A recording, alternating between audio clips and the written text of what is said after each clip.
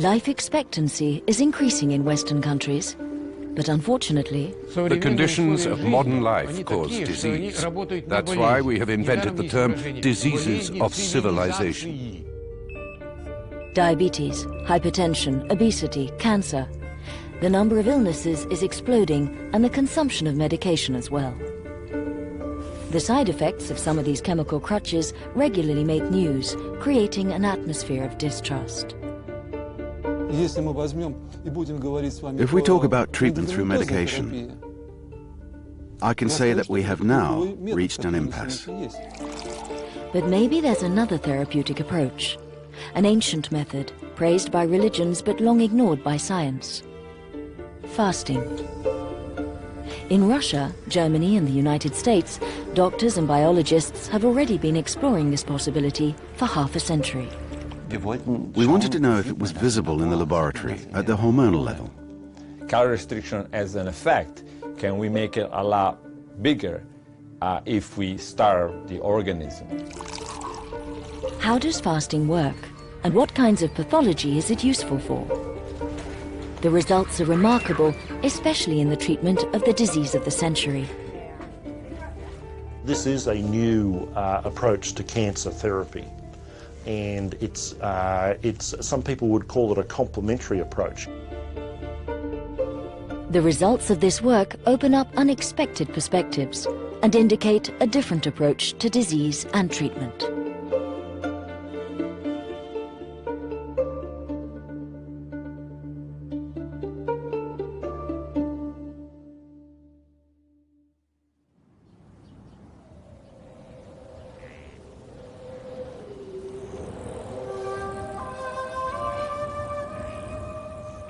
A unique experiment is taking place in the heart of Russia, on the Siberian plains. Here, for the last 15 years, fasting has become a central element of public health policy. That policy is based on 40 years of scientific studies unknown in the West, which were carried out on thousands of patients in the former Soviet Union. This research gave birth to the rigorous methods which are practiced here. After 4 hours by bus on a difficult road, Lyubov Baranova reaches the Goryachinsk sanatorium. She's come on the advice of her brother, who had been treated with a course of fasting. The shores of Lake Baikal are a few hundred yards away. The scenery is idyllic. Goryachinsk is famous for its hot springs, and since 1995 for its center for fasting. The cures are covered by state health care, and the whole building is reserved for the fasters.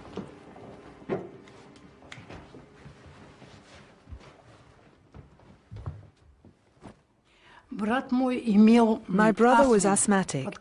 Sometimes he couldn't breathe, then he couldn't sleep at night, and he prevented everyone else from sleeping too. After reading an article about fasting, he decided to fast for 21 days.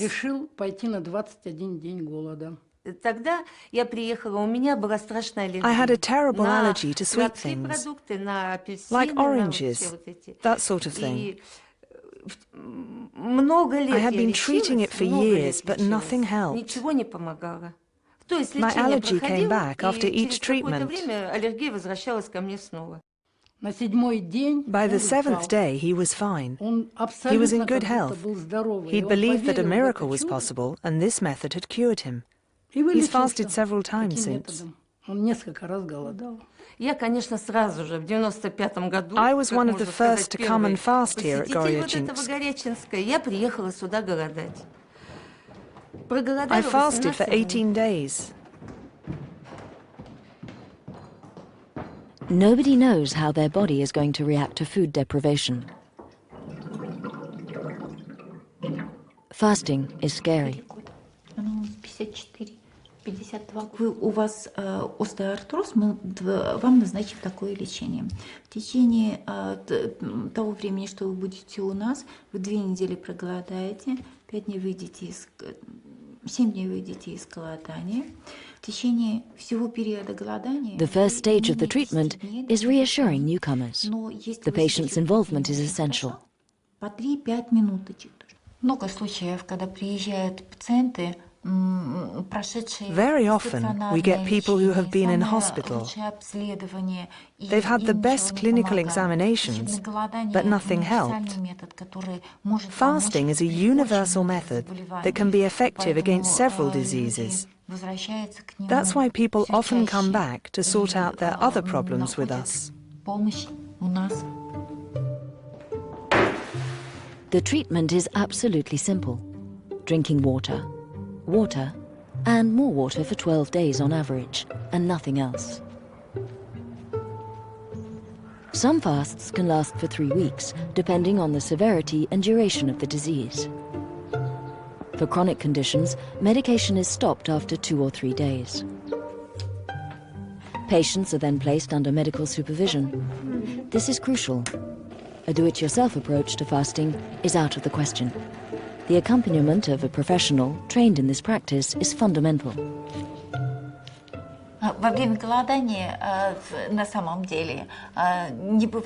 During fasting, there's no real nutrient deficiency. One can observe a decrease in vitamin C, vitamin D and E, and some other components of the metabolism, but these losses are not critical.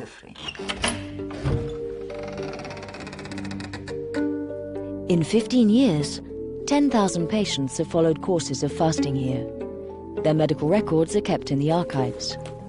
The patients came seeking treatment for problems of diabetes, asthma, hypertension, rheumatism, allergies and so on. Nearly 2/3 of them saw their symptoms disappear after 1 or more courses of fasting. They all say that depriving oneself of food is not the hardest part. The sensation of hunger disappears after 2 or 3 days. The difficult part is what the people here called the acidosis crisis. Olga has not eaten for 5 days. She's already been through this phase, which sometimes results in a feeling of weakness, nausea or headaches. Ой, мама! Ну, здрасте. It's the price to pay for the adaptation of the organism to this radical change. The body must learn to live off its reserves. The third day was hard. Now it's more or less okay. My body is getting used to it. Today I feel better, but it's still not great. It's because up to the third day there is a process of elimination and detoxification. That's why it's a bit tough and the patients don't feel very well. After that it improves. The body cleanses itself and it gets better and better.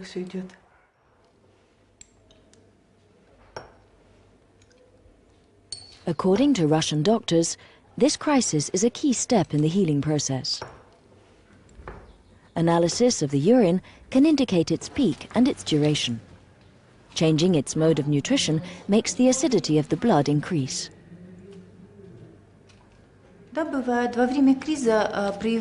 During the crisis, all diseases get worse, and sometimes patients have severe pain, as in the case of migraine, for example, or pain in the joints in sufferers from gout or arthritis. But it doesn't last very long, usually no more than 24 to 36 hours. This crisis is a sign of a profound transformation in the body. The organism has to feed on itself. But how can it provide the fuel needed for its survival? The body has 3 fuels: glucose, fats, and proteins. The essential fuel is glucose, which the body absolutely needs in order to function. The brain cannot do without it. But after a day of fasting, the glucose supply is exhausted. How does the organism adapt? It soon makes glucose from protein, and particularly from that found in the muscles. It'll also draw on its reserves of fat to create a substitute for glucose. This fasting fuel is known as ketone bodies. It is these ketone bodies that will be the main food supply for the brain. The work is done by the liver, which is a real factory for transformations in the body. Ольга Александровна, проходите, пожалуйста. After the crisis, the body finds a new equilibrium. There are treatments to help the patients cope better with the fasting. Colonic irrigation, body wraps, saunas and massage. The Russian doctors also recommend 2 to 3 hours of exercise daily. All converge towards the same goal, to stimulate the organs of elimination. The kidneys, intestines, liver, lungs, skin are set to work. The body must be allowed to eliminate the waste accumulated in the organism. Today is my 5th day of fasting. Look at my face. And my eyes. I look like a young girl. No makeup, nothing. I'm 100% natural.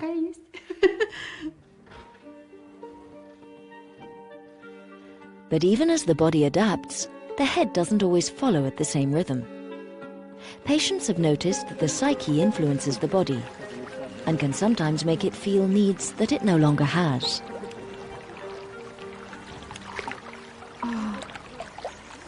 The third day was the most painful. It's not my stomach crying out to eat, it's my head. That's what's difficult. In your head you see crisps, Coke and meat. Lots of meat.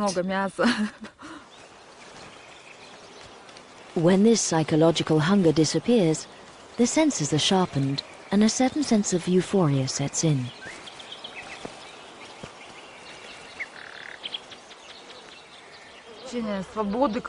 I have a feeling of freedom.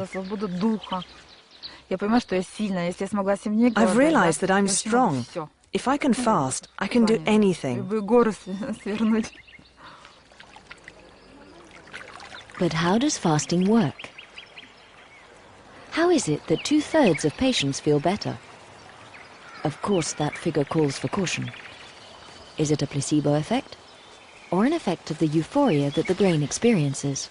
Or have these changes that everyone describes been actually measured in the body with objective methods? To understand, we must go back 60 years, to the time when the Soviet Union was a fortress and researchers were not allowed to cross the Iron Curtain. The research was conducted in secret laboratories far from the West. As often happens in science, this scientific adventure started with a chance event which happened to a researcher open to new ideas. In the Korsakov hospital in Moscow, the chemical straitjacket had replaced the physical one, but the treatment was scarcely more humane. One day, faced with a patient who was prostrate and refusing to eat, a psychiatrist by the name of Yuri Nikolaev broke with tradition.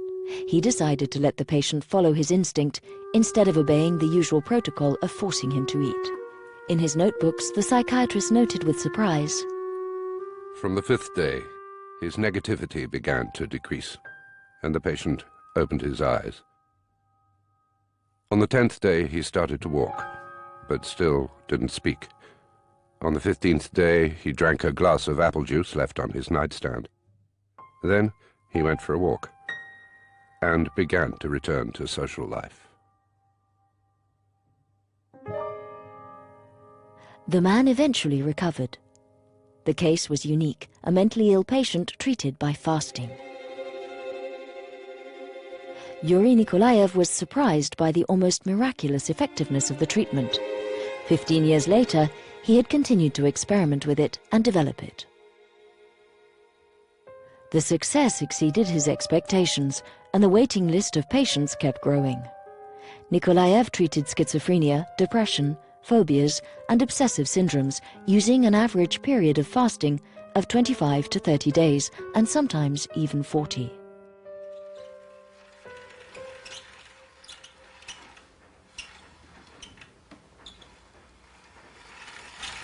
In a small apartment in Moscow, where his father also lived, Nikolaev's son remembers the increasingly strong opposition of the medical world.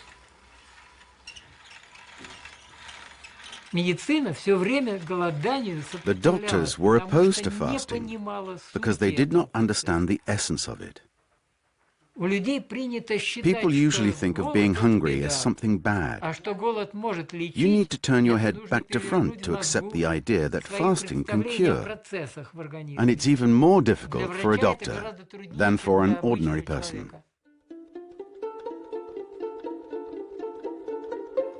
To silence the critics and make scientific history, Nikolaev undertook a vast research program. Physiological and biochemical tests, hormonal parameters, and encephalogram readings were studied during and after fasting in hundreds of cases. The psychiatrists established a correspondence between the observed changes in the body during fasting and the improvement of the patient. Fasting has an impact not only on mental illness, but also the entire personality. The young Dr. Gurvich was part of the research team. He worked for 18 years with the master. Fasting has a stimulant and an antidepressant effect. The stimulant effect takes place during the first week of fasting, and the antidepressant effect in the first week of starting to eat again. The third type of effect is a calming sedative effect. It can be observed after the crisis of acidosis.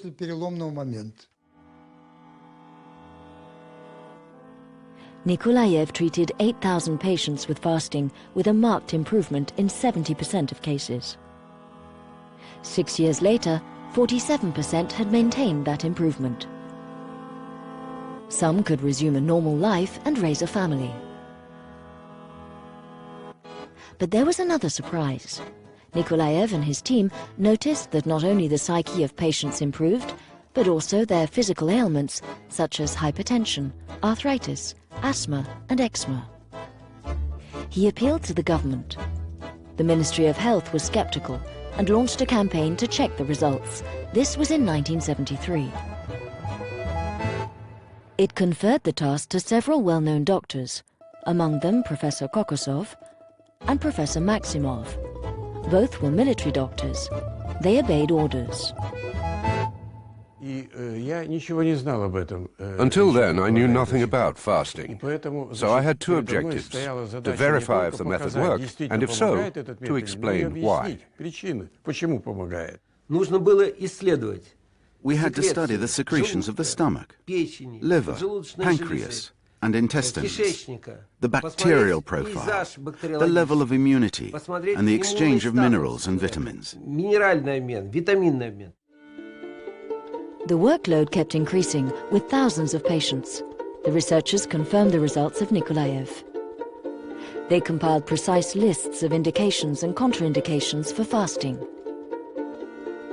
Indications: bronchial disorders, cardiovascular disorders, gastrointestinal disorders, endocrine disorders, digestive disorders, bone or joint disorders, skin disorders. Contraindications: cancers, tuberculosis, diabetes of the type 1, chronic hepatitis, thrombophlebitis, anorexia. But how can you explain the effects of fasting? Fasting causes a state of stress. This activates sanogenesis, or recovery mechanisms, and autoregulatory processes that are usually inactive because of our lifestyle. Stress seems to be the central point.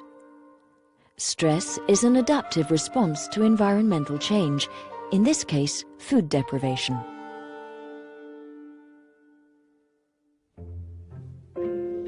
Faced with starvation, the body triggers an alert. This sets off hormonal and neuroendocrine changes. The hormones mobilize the body's reserves. Some also have an anti-inflammatory effect. For the Russian doctors, it is these self-regulatory mechanisms that produce therapeutic effects. Many aspects of blood composition improve, for instance, the levels of glucose, cholesterol, triglyceride and insulin. Meanwhile, the energy expenditure of the body gradually decreases. Breathing and heartbeat slow down, and blood pressure drops. the digestive system goes into a state of rest.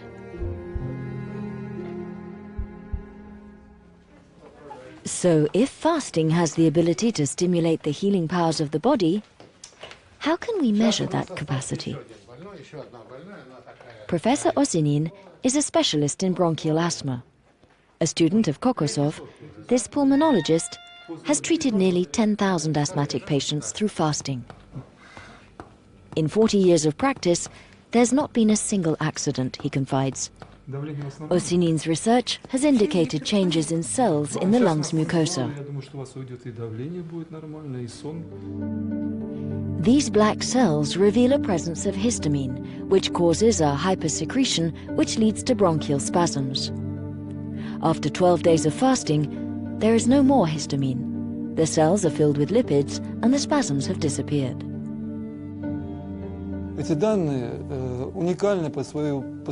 These data are unique because these particular questions have never been asked. There is no equivalent anywhere in the world. We studied both general changes in the body and local changes. And we saw the disappearance of substances which lead to edema and inflammation. Bronchial asthma is a chronic disease. It cannot, according to conventional medicine, be healed, but only be contained. Many patients are condemned to rely on inhalers or other treatments that temporarily relieve their symptoms. Osinin's work shows that it's possible to escape this fate. The pulmonologist has also analyzed the long-term effects. His study involved nearly 1,000 patients. After 7 years, the improvement persisted for 50% of patients, those who adopted appropriate eating habits after the period of fasting. Sometimes several treatments were necessary. 10 to 15% were completely cured. Experimental data was collected from the 4 corners of the Soviet Union, with one ambition: to establish fasting as part of public health policy. The Academy of Sciences validated the results and published them in impressive collections, which have never been translated. Despite the magnitude of this work, which has no parallel elsewhere, and the wealth of clinical descriptions and the number of diseases covered, some grey areas still remain. Yes, the lab results show that it works, but why? How do the mechanisms that we call sanogenesis get set in motion? What is sanogenesis? I still don't have an answer to that question. Could the answer come from researchers in the West? Over here, no state has ever funded that kind of research. The pharmaceutical industry is of course not interested. However, the practice of fasting is growing and has recently made its entry into the political and scientific arena.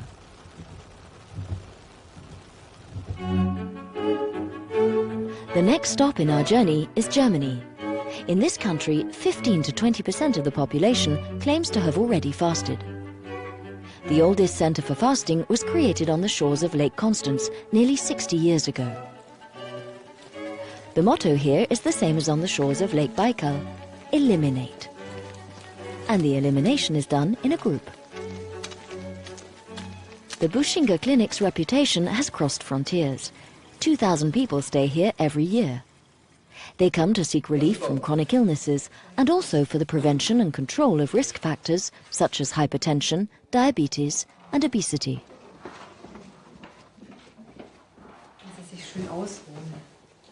Usually, Jürgen Bahl wears a suit and tie. And no one puts a hot water bottle on his liver. Normally, he works in a glass tower in Zurich. I'm a banker, and I had to travel in the Soviet Union and Eastern Europe. If you want to do business there, you must drink vodka and eat fatty food. The effects have accumulated over the years. My liver had grown 7 centimeters, and I had very bad blood test results.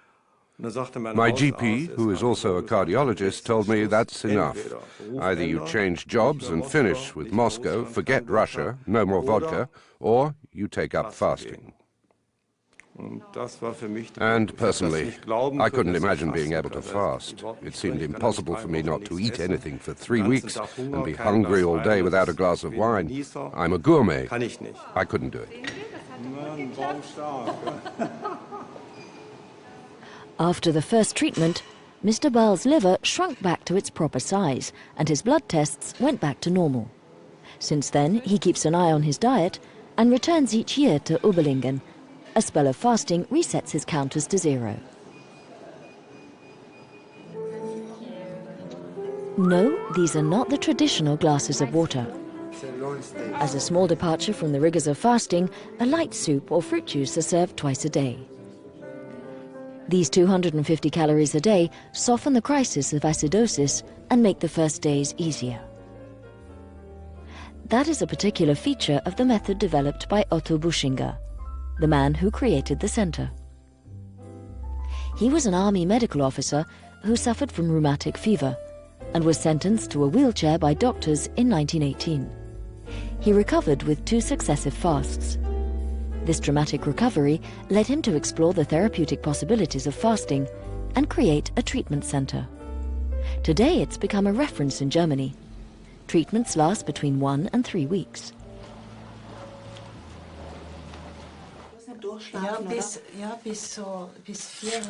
Pauline Valicke has come to the Buschinger clinic for the 2nd time this year. This interpreter, who lives in Switzerland, suffers from severe rheumatism. She has decided to fast for 12 days. Did I think I wouldn't be able to move anymore? Yes, I did. Last year, I really had a moment of despair. I said to myself, I'm still too young to be bedridden. But that was going to be my life, especially since I live alone. I arrived in February stuffed with pain medication. I had been taking anti-rheumatics, I had been taking cortisone, all the stuff they normally give. And I was exhausted by it all. I felt completely worn out. The fasting has been the opposite of what you might think. Instead of wearing myself out even more, I feel that I'm totally purifying myself. My body has found the energy to bounce back. I'm not saying that I was running and leaping out of the center, but I do feel like my body can now heal itself.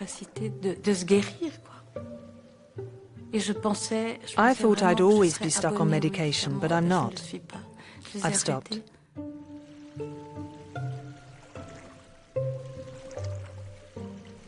Depending on the severity of the disease and how long it has been established, stopping medication is not always possible.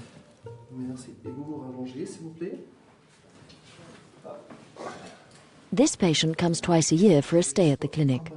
Suffering from very advanced psoriatic arthritis, he don't imagine that he'll be completely cured. In this case, Dr. Drinder, a rheumatologist who has worked 9 years in a university hospital, is trying to reduce the doses of drugs through fasting. We also know this phenomenon in the case of rheumatoid polyarthritis. It has been shown that when fasting, we need less non-steroid anti-inflammatory drugs. That's a good thing, because the side effects of these drugs are not negligible.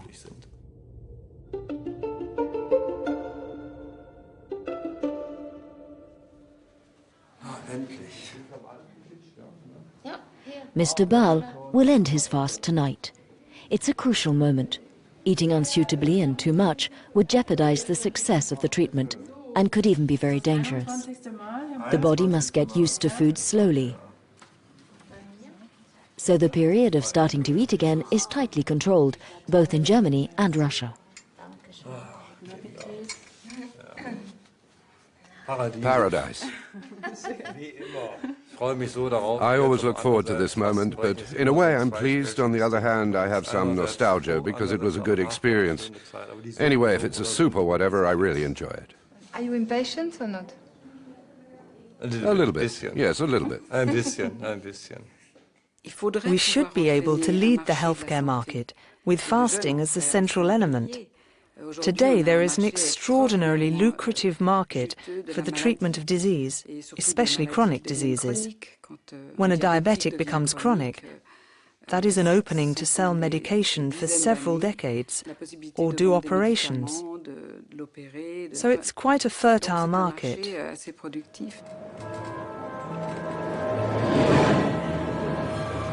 Putting fasting at the center of the healthcare market, taking on the chemical monopoly on disease and cutting the profits of the pharmaceutical laboratories. That's a long way off. But in Germany, things are starting to change. Here, for nearly 10 years, in an annex of Berlin's Charité Hospital, the largest public hospital in Europe, one floor of a building is reserved for patients being treated by fasting. A dozen public hospitals do the same. The practice is gradually finding its place in the arsenal of official medicine. Professor Michelsen has conducted several scientific studies on fasting. He offers this therapy to patients suffering from rheumatism, metabolic syndrome or heart problems. The treatments are reimbursed by the Social Security system. Nearly 500 patients undergo treatment here every year. Following the Buschinger method, demand is increasing and the service has to refuse patients for lack of space. Without being aware of the Russians' work, Michelsen has also measured hormonal changes in the body. In many studies on patients, we found the presence of epinephrine, norepinephrine, dopamine, leptin and serotonin. That is to say, hormones that have a strong regulatory influence on the metabolism and also influence mood.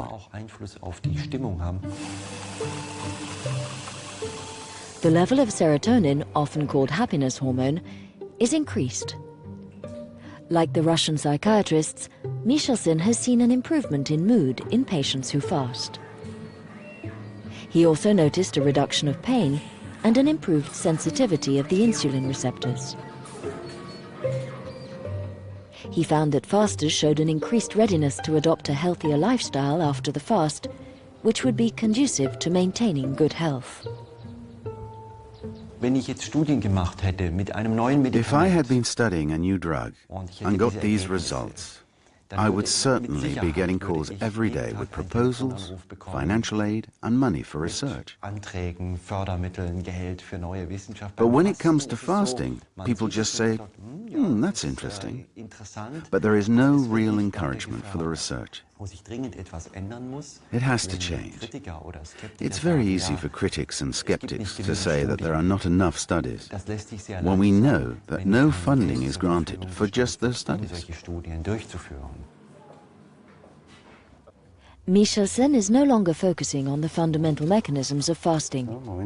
As a physician confronted every day with an increasing number of chronic diseases, it's in this area that he particularly sees a need.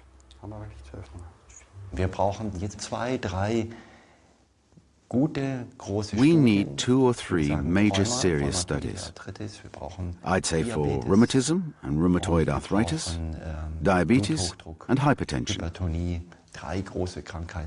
3 really convincing bits of research which would show that fasting has its place in therapy just as much as drugs. It would take millions of euros, but the funds are not exactly queuing up at the door of Michelsen's laboratory. On the other hand, critics of fasting continue to brandish a compelling argument: fasting is dangerous. So what are the facts? How can we know the body's limits for fasting? It's impossible to conduct such experiments on humans for obvious ethical reasons. But the study of wildlife can provide an answer. That answer will throw a remarkable light on the mystery of its mechanisms. But let's not jump ahead.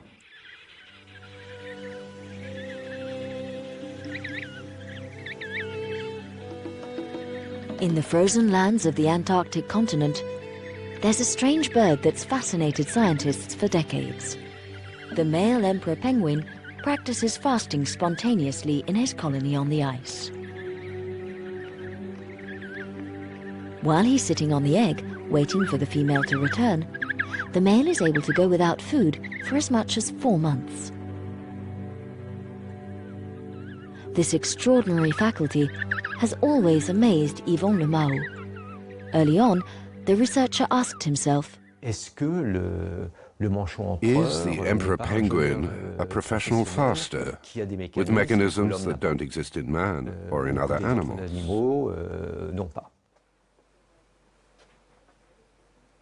In his CNRS laboratory in Strasbourg, Yvon Le Mao brought together all that has been written in the West on the subject.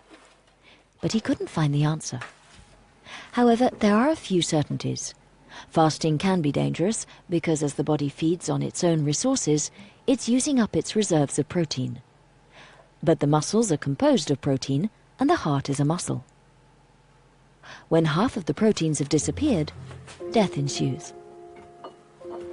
Yvon Le Mao and his colleagues decided to measure the percentage of protein used up by the penguins during fasting.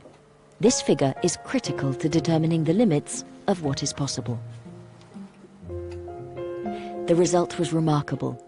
During most of their fast, proteins provided only 4% of their daily energy expenditure. Fats provided 96%. The body is perfect. It saves its proteins. We can divide the fasting process into 3 phases. Remember, the body depletes its reserves of glucose within 24 hours. From then on, it produces it from its protein reserves. A second phase starts, in which it economizes on protein and makes use of lipids instead. This phase can last for a long time, depending on the supply of fat available. In penguins, it can last for 100 days without problems. But little by little, the fat reserves are depleted. When 80% of the stock of fat has gone, the proteins are no longer saved. The animal enters phase 3 and must eat before it's too late.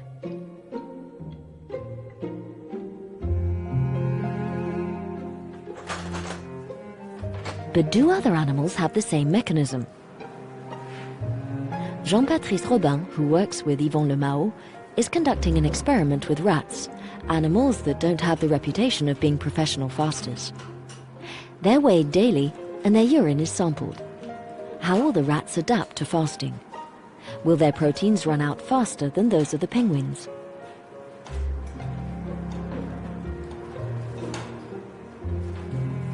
Surprisingly enough, the results are similar. During phase 2, the rat saves its proteins in the same manner as the penguin. So there's no difference. A basic fasting mechanism which allows the individual to survive long periods of starvation is a common mechanism. This observation opens up unexpected perspectives with huge implications. If the mechanism is common, it means that this mechanism has existed ever since there have been animals on Earth. And we can see that man has the same capabilities. So fasting, instead of being something dangerous, is an adaptation which has existed from the earliest days of life on Earth, and which, at least within the limits we have identified, presents no danger. The ability to fast must have been a coping mechanism shaped by evolutionary history. On that scale, there's not much of a gap between penguins and man. Scientific research has shown that an adult, 1 meter 70 tall, weighing 70 kilos, has around 15 kilos of fat reserves. Enough for a healthy person to keep going for 40 days. From the perspective of evolution, it is likely that survival normally involved periods of fasting. The situation we have today, with regular meals and a well-stocked fridge, is a historical anomaly. So it's not surprising that the body encounters difficulties when it doesn't fast and eats constantly. Our genetic heritage appears to be less adapted to this situation than it is to fasting. So it seems that our body is better equipped to deal with lack of food than excess. So does fasting activate atavistic reflexes rooted in the body's memory? If that hypothesis is valid, and the ability to fast is inherited from our evolution, it must be observable in the genetic code. The memory should be inscribed there. But who would be crazy enough to try and find what no one is looking for?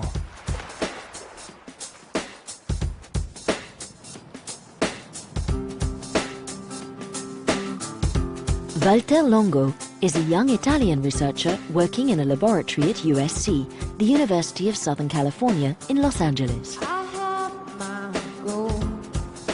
It's not very far. I need my son. His field is gerontology, the mysteries of aging.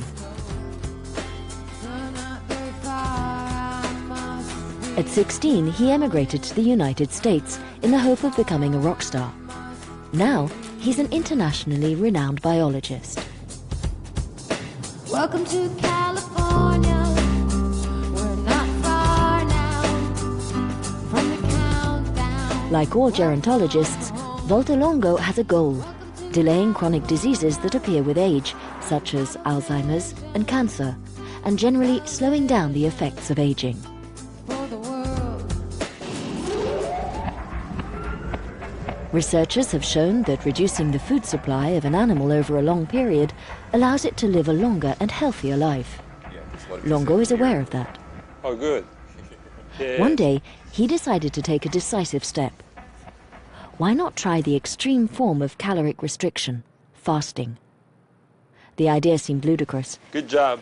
especially in those sophisticated laboratories in California, but not to Longo. He had an intuition that fasting might protect the body against all sorts of toxins. He would test it with one of the most toxic of all, chemotherapy, the poison for destroying cancer. He took mice with cancer and separated them into two groups. One group was fed normally, the second group fasted for 48 hours. So then I convinced a few graduate students that first thought it was a crazy idea because it's very counterintuitive.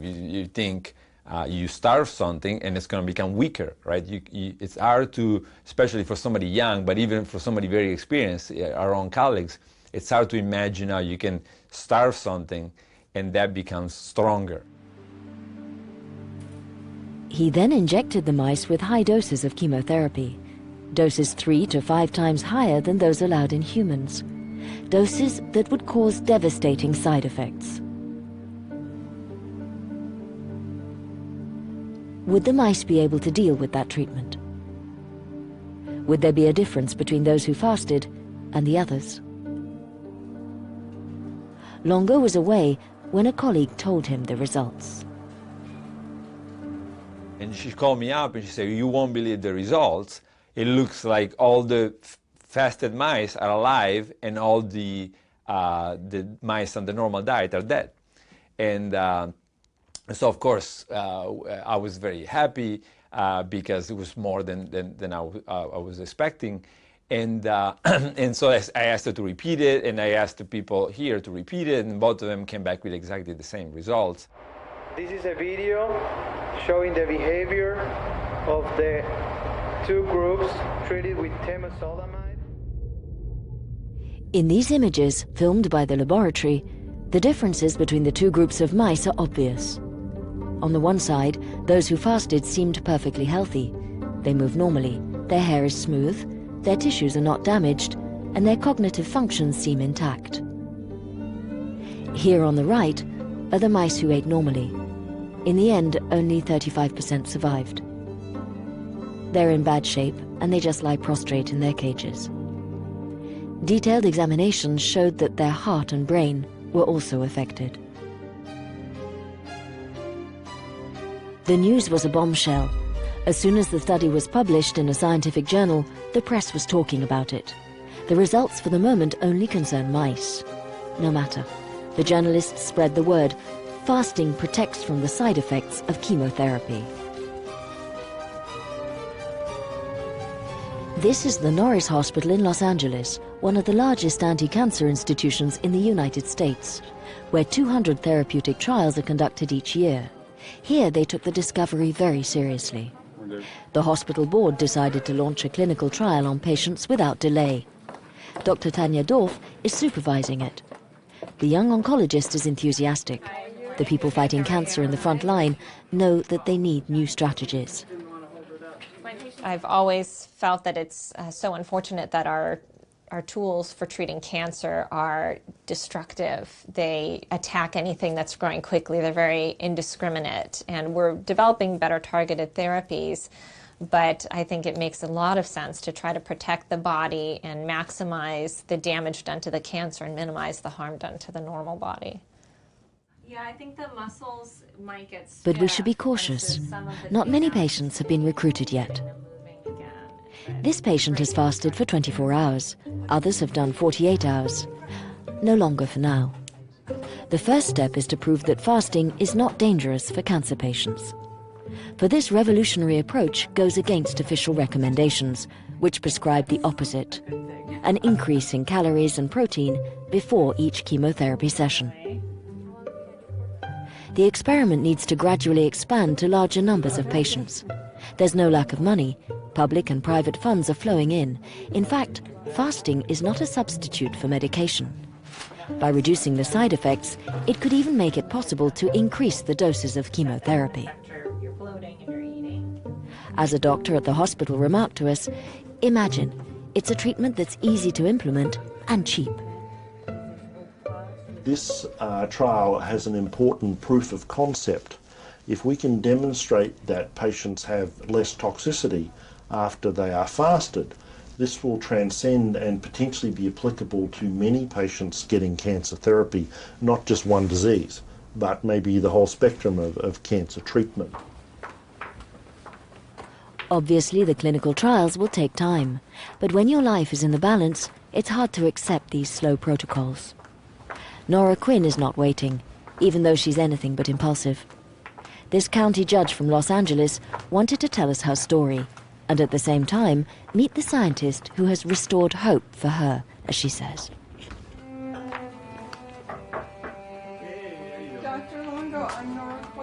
When she read an article in the Los Angeles Times describing the work of Longo, Nora Quinn made her decision.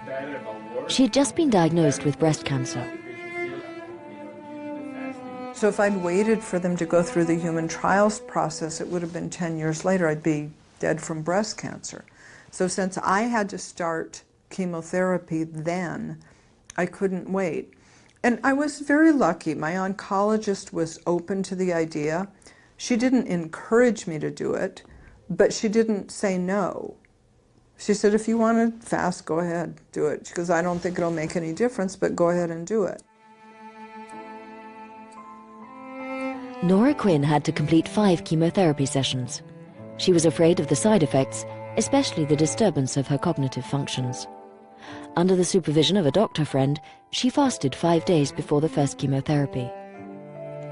She felt good and could continue working. For the next 2 sessions, her oncologist persuaded her not to fast.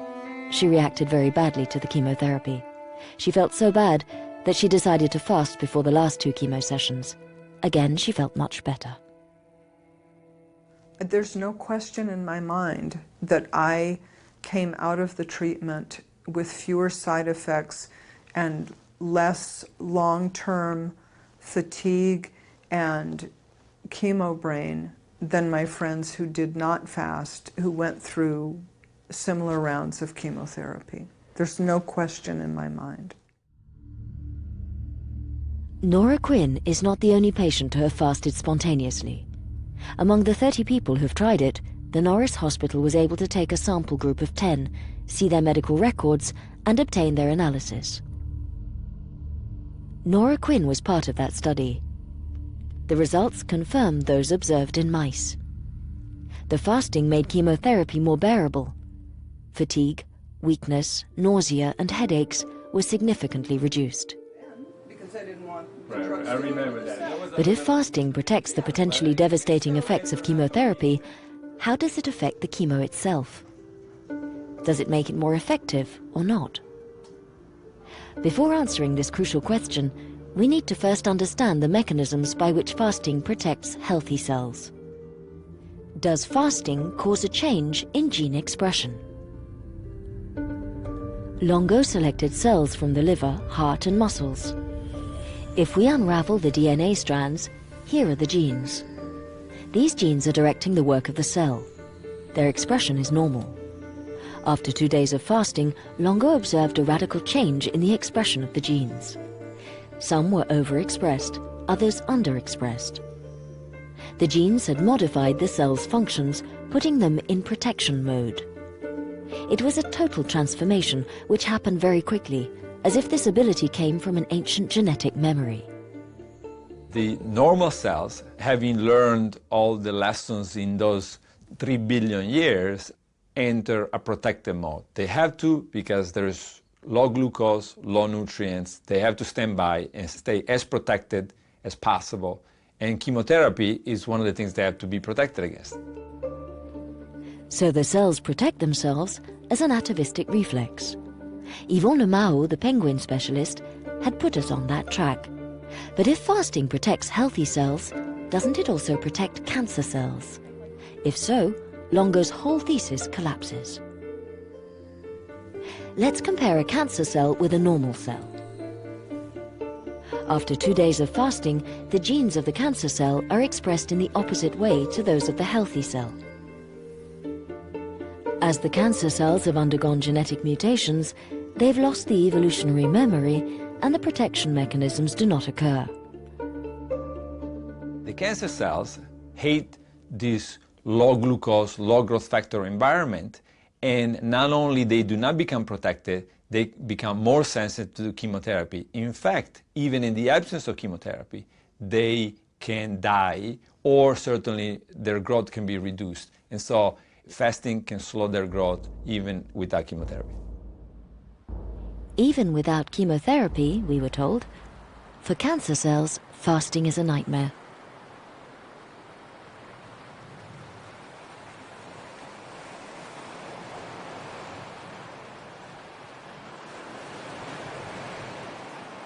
I recently presented at one of the largest pharmaceutical companies in the world, and I basically challenged the executive of the company to come up with a cocktail of drug, not just a single drug, but a cocktail of drug that will have more potent effects in general than fasting will have.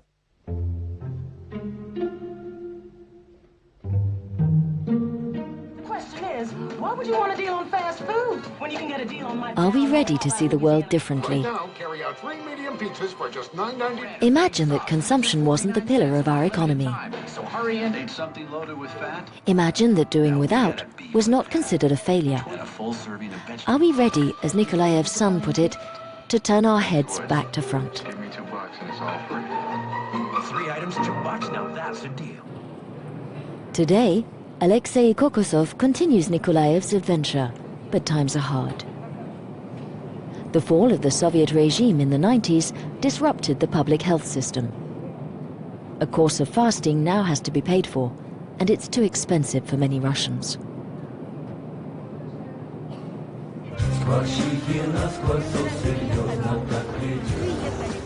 But there's still a place on this earth, hours by plane from any major city, where the state actually encourages and develops the practice of fasting.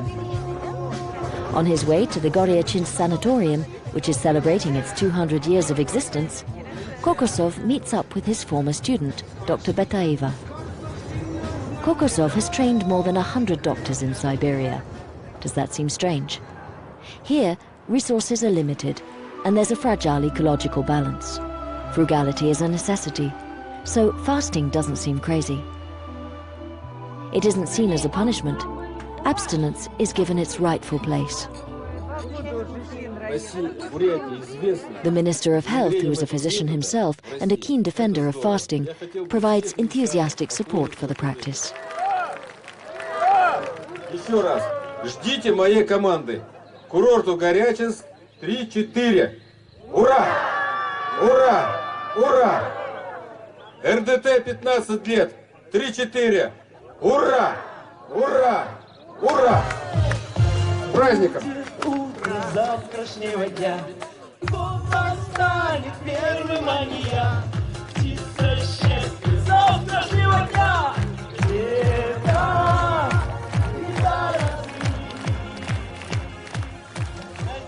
Maybe this little republic should make us reconsider our hesitations and reconsider our healthcare model, which often seems to see disease as a marketing opportunity, and make us think twice about the mirage of growth without limits, when evolution itself has programmed us to cope with deprivation.